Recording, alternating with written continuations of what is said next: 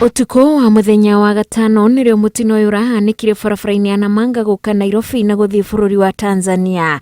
Mũtino ũyũ ũrĩa ũtigĩte ikuũ cia andũ erĩ kũratuĩka ũracũngĩrĩirio nĩ rori ya mĩrigo ĩroimaga bũrũri wa Tanzania ĩrĩ ihenya-inĩ na kũgũthana na rori ĩngĩ.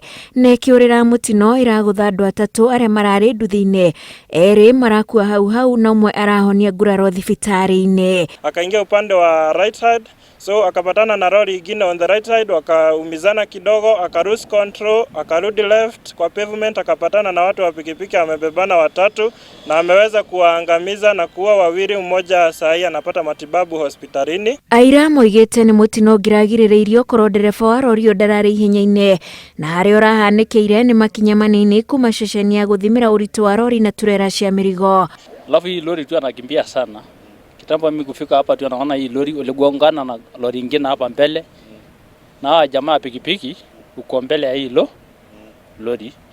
Alafu kitambo kijaribu kuyapatek ameshafika jamaa walipitia juu, walibeba liana kuangusha wapi?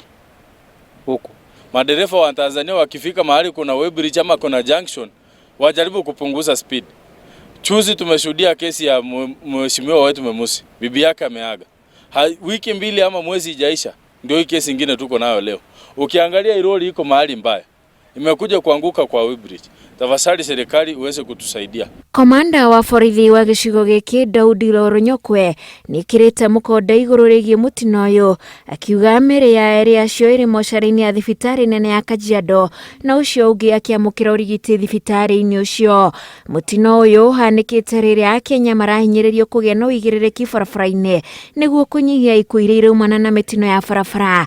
Ngĩribotera Inooro TV, njĩtagwo Wanjikũ wa Kimani.